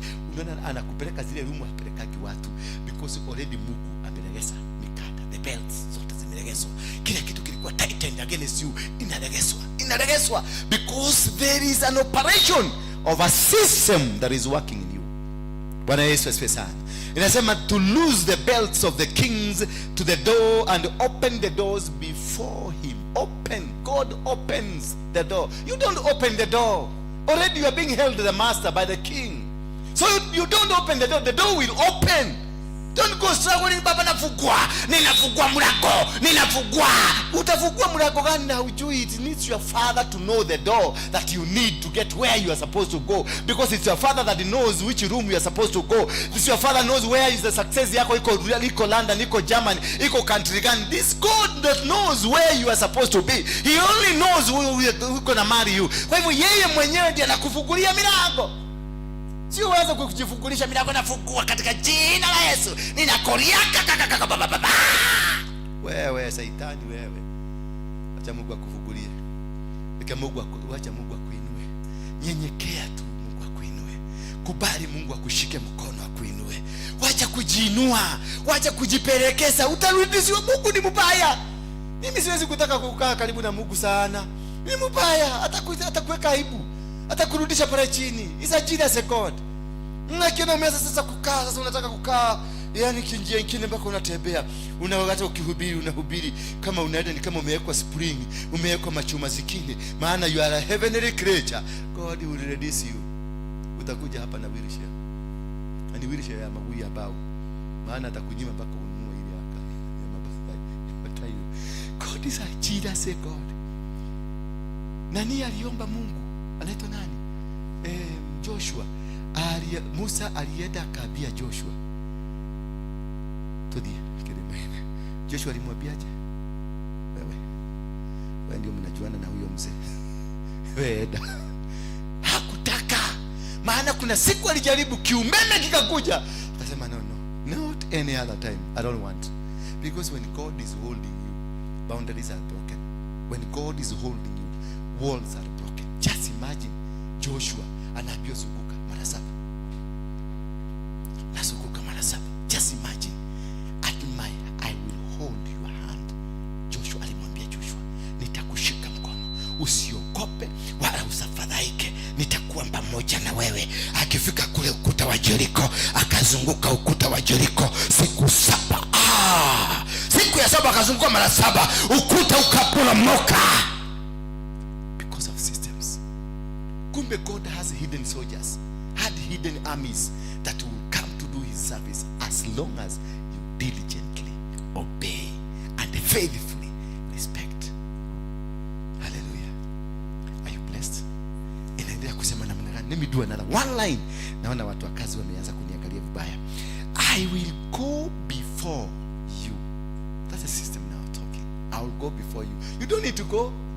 Wewe utakuja tu kudhibiti kukula na kukunywa. I will go before you. Nitakutangulia. Wacha kujitanguliza, wacha kujipendekeza, wacha kujiona ni kama unafaa. Hapana! Relax, umepatiwa job, relax. Ngoja ma promotion zitakuja one after the other one. Zitakuja. Mahali Mungu amekupatia kakazi kadogo, kalinde na ukae kulingana na integrity yake. Atakuinua, atakutoa kwenye hoka, atakuingia kwenye kioski, atakuingiza kwenye kaduka, atakupeleka hivyo, akuingiza kwenye supply, akuingiza kwenye supermarket, akuingiza kwenye kitu kingine. Utajikuta unapanda. Utakuwa na historia. Kasi yote ya system, it has a way to be tracked. If your work is not trackable, it means it didn't come from the hand of God. Anything that you do, it is trackable. Walianzia hapa. Tuna mimi, si mnajua nilianza nikiwa nini? I was kenge. Mnanijua nilitoka kule. Somebody can track me up. Baka hapa nimefika. Nipatie story yako tukutraka. If you are not trackable, then you are vague. You are not in the system. Hauko. Wewe ni mrukaruko tu. Wewe ni kitoto ni kifaranga ya computer. I will go before you and level the exalted places. I'll break in pieces the doors of bronze. He anasema I will level. Ile mlima yote unafikiria iko. Hakuna. He will level every mountain, every place that is exalted. He will level them. He will destroy them. He will break every gate. Hata kama ni ya chuma, he will break the gates. He will bring them down. He will destroy them. Nasikia huyu madam akisema, kiimba. Hallelujah. Sasa ndio nataka kumuita leo nimse hiyo ni kusema nini? Anaimba. Nasikia. Baka ameanza kuniambukiza. Simesikia hata mimi nimesema. Na hiyo sasa anataka kuniambukiza system yake. Next time nitakuwa nikihubiri na hubiri nasema na kanisa yote mtaanza kusikia kanisa mseme ikisema Bwana Yesu asifiwe sana. Hallelujah. So this God, once you get into the systems za Mungu, this God operates you. You stop operating yourself. You stop forcing things to work. You stop making things work. They will start now being operational. Vitu zinafanyika mpaka unashaka unashindwa. What happened? This thing nimestruggle sana kufanya. Hii kitu nimepambania sana. Hii kitu nimepush sana. Lakini these things are also working. But now the systems zinaweza kufanya kazi. Bwana Yesu asifiwe sana. Hallelujah. I will break. Milango atavunja. The whole milango ya bronze atavunja. Si wewe unavunja. Hiyo atibari ati nini kwetu kunakuaga, kwetu ni warogi, those barriers will be broken by God, not you. Hallelujah. Because you have aligned yourself with the system. Once you align yourself with the system of God, God will make sure every door is created, every road is created, every system is working for you. And this is the most important thing that you need to understand when you're moving. I will give you the treasures of darknesses. The treasures. Now tell me, if you are not wired, how will you know the treasures of darkness? Utajuaje? Na utakuwa ukipita kikapu hii kumbe ni gorodi. Si kuna watu wamenunua stove na wametajirika, na wanakaaga na hiyo stove kwa nyumba. Hallelujah. Kuna watu waliuza stove kama mimi niliuza stove yangu shilingi 500, nikakuja kuambiwa hii stove ilitoka 200,000 shillings. Oh my God. Niliweza kuwatafuta wakaniambia tulishauza. Alafu kasemekana kuna mawe mengine ilikuwa imejengwa kwa mamilima. Tulibomoa mamawe tukitafuta mercury. Nikatoka hapa nikaenda paka Barigo kwenda kuchukua mercury Barigo. Nikapesa kifika huko lazima ununue ng'ombe mzima, maana kuna nyoka anakuaga mahali anazuia. Nyoka huyo ako mahali mercury iko, lazima kuna nyoka, lazima arushiwe ng'ombe mzima akurage ndio wewe uchote mercury. Wanaume unakuta imeenda Barigo, kutoka Barigo tulijikuta pande ya Karamanjongo. Tukajikuta Karamanjongo, tukajikuta katikati ya nani ya mpaka ya DRC na Uganda kufuata hiyo mercury. Maana hiyo tulikuta nyoka huyo amekataa, tukaambia nyoka huyo amekataa, tuende na ushatoa pesa yako ya kununua dume, tena unaenda mpaka huko kuna nyingine hiyo inakubali, hata juzi tu ilikubali. Tunaenda huko tunakuta iliuliwa, kwa hivyo hata mercury haiko. Tukaambia tuingie Lubumbashi, tukaingia Lubumbashi kufuata bado, na bado kuna nyoka ambayo lazima tuipatie dume. Bwana Yesu asifiwe sana. Unafuata kitu ukielewa, maana ni shetani anakuongoza, lakini when God is leading you anakupatia hidden treasures ambazo ziko kwenye giza. So you need to be wired for you to be successful. Bwana Yesu asifiwe sana. You need to be in the system, because to understand anything hidden you need to have the understanding, high level understanding. Bwana Yesu asifiwe sana. And the hordes in secret places. What are the hordes? Hordes. Wale walisoma kidogo. Hordes. H-O-A-R-D. Hordes. Amekwenda shule. Alikuwa nimesema wewe Agnes ulisoma. What's hordes? Horde. H-O-A-R-D.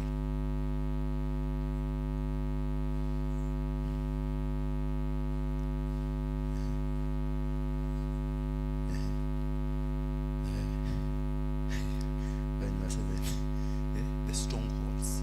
Hordes are the strongholds where things zimefichwa. Strong rooms. Atakupeleka huko. And I promise you today that because you are obedient people, God will open doors for you. God will bless you. You will be successful. Anything that was hidden against you.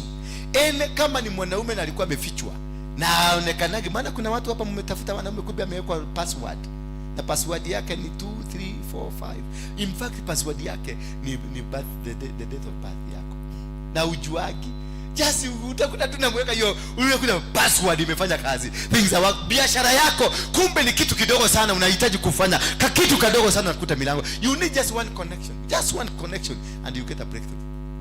Bwana Yesu asifiwe sana. And this is what I want you to obey today, because God will bless you. Somebody say amen.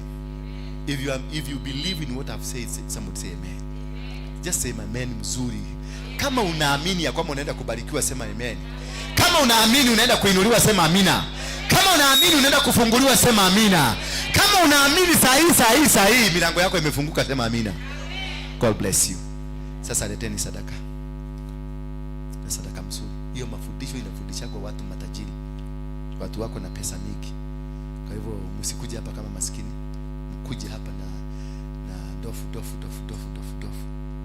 Unajua ukitaka kujua umebarikiwa ni matoleo yako. Ukitaka kujua umebarikiwa, angalia venye unatoanga. Kama unakoyonga ka 50 na kamia na 200, ujue bado.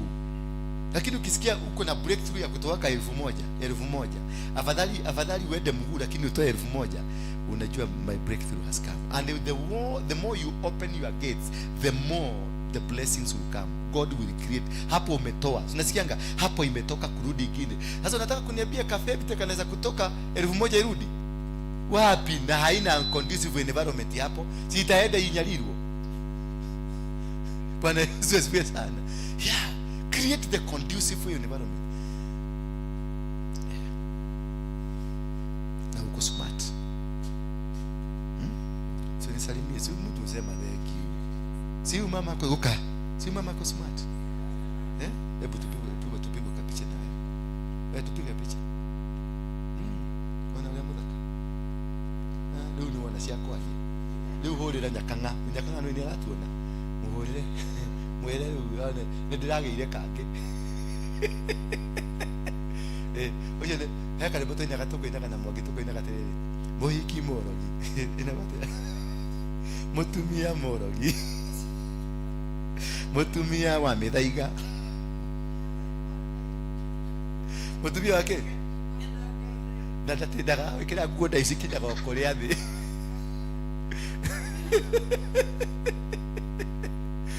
Atiriu arenda atiguka atiratumite mutumia ungi atiriri nyarenda guka tondu ndi mathiko-ini ri ni ndahunjirie wega na ndiahunjirie sincerely ndiahunjirie no ni ndahunjirie wega muno na andu aria mari kuu ni marenda guka kunyona marenda guka nisa nigere guka kunyona ni uria ndahunjirie ndiahunjirie iyo ndio ita gukoma na ki na mugate gitumia kirogi mwire guku ndakana kinyage ucio ni mutumia murogi atonyaririete kuma day one from the day I started this ministry. Mutumia ucio atonyaririete gutunyarira gutire muthenya wa tuhu ataturuiragia bara na tondu ni aronire gacira ni we muguthie nake oyaga tuthimu twandu acio we utaenda pamoja na tiguthio uguo ene ni ndiraugire ndirarire ngai o kaundu andu wiraga ngai riu njehereria aya yuikara nao ni matomagia guku. Yes dugutura bara na ni uramenya na wina power ya kuruma na wina power ya kurathima muture mugiite ha na wina power ya kuruma na wina power ya gwikate kaita giki exercise iyo yake na ndimuhe mutekeri amarauti kana si mutekeri deti Abraham weli ndakira ni de ruciaro rwa Abraham ndina power ya gwikate na power ya gwikate rekena ni tutexidio kwa kitu exercise watu waone kidogo tu ndio watu waone. Leteni sadaka. Ndani story hiyo ndio mujipake na mtaki sadaka. Hamuta umeshatuma lete yako. Thank you. Na mnasikia 50 hairudiki. 1000 haiwezi kurudi kwa mahali. 50 ilikuwa. Mjifundishe kutoa. Unanielewa? Mjifundishe kutoa. Hautoagi mnisaidie. Me I'm already rich. I'm very rich. I'm telling you, I'm very rich. Sema very rich. Very. Si sadaka sijuangi ni pesa ngapi, but I know what I did ndio nikafaulu. Na si kutoa nikiwa Mkristiano, nilijua kutoa nikiwa Mungiki. And I gave. Hawa mahoka ziuliza huyu wakiingia kwa sababu alikuwa kama Mungiki. Tulikuwa tunawapatia pesa ngapi? Nilikuwa nawapatia 10,000 kwa kazi sijui sijai muona 10,000. Nilikuwa naokota kutoka kwa matajiri na wanyang'anya wanakuja wale wote wamekuwa members wa Mungiki wapya wote. Jioni hiyo kila mtu anapokea 10,000 hadi aanze kazi. Usiku na matajiri watalia watoe pesa ya kesho. Unaenda chukua maskini nyingine 10. Tena narudi usiku na mabuduki zako. Unawaitisha wanakupatia. Ile pesa tulitoa kwa banki nyingine ya mama mwingine alikuwa kama manager. Yote niligawia wale wa buhokas wa Kirinyaga wote. Niliwagawia hiyo pesa, nilikuwa nawapatia 20,000. Alafu sema unaweza kuniweza. Unaweza mimi nini? Na kuna mtu amelea watoto amefika university kwa sababu yako. Ananiombea. Naona kangana hapa tunakauka hapo na kama jukuka. Wewe, kuna watu hawagusikaki. Niongea kama mkisini sema sikwesi. Najua mkisia kikasirika sema mimi sikwesi hiyo maneno sikwesi. Simameni niwaombe. Baba, katika jina la Yesu Kristo nakushukuru. Asante kwa kutufundisha nyendo na gates ambazo zinahusika na systems ambazo unazitumia katika kubariki mtu. Tumeona kuwa si kuokoka tu ambacho kunaweza kutufaulisha nikaweza kunawili. si kuwa mtu tu wa kawaida ndio nikaweze kunawili, si kuhubiri ndio zinaweza kunifanya nikanawili, bali kuna nyendo na mienendo yako ambao umeitengeneza hususan kuinua watu. Ninaachilia baraka kwa watoto hawa ambao siku hii ya leo uliwatuma wakasikilize. Naachilia baraka za vifunguo zao, maisha yao, biashara zao, ndoa zao, misingi yao ya kifamilia yote na ikafaulu. Wale ambao walinyang'anywa, wale ambao waliteseka ama walipoteza kwa sababu hawakuelewa system zinafanya kazi namna gani, may your system be witnessed in them. May you wire them into the systems of blessings. May you command the blessings upon them, that even the blessing will overtake them. May they be followed by the blessings that you have. God, I thank you and I honor you. I know you are the Father that was with Solomon. You blessed Solomon. I know you are the God that was with Isaac when Isaac went to cultivate while it was dry, and then he harvested and he became so rich. I know you are the God that was with Jacob when Jacob went to live with Laban. He was able to reproduce and reproduce. I know you are the same God that was with Abraham when Abraham was mocked by his own son. He told the son to take away what he thinks is his, and then he went somewhere that he didn't have anything, but all the riches followed him. I know these riches will follow these children. I know your power and authority will follow them. I know from today these children, they are going to grow, they are going to mature, they are going to be in the system. You are going to bless them, and you are going to destroy every iron gate, and you are going to destroy every powers of darkness, and every doors are going to be broken, and every holes and hidden secrets are going to be revealed to them, that they are going to stand and work according to your promises, that they are going to achieve and be successful because you have chosen so. May you, God, be blessed in Jesus' mighty name. Amen. Bethel Clouds TV, empowering lives.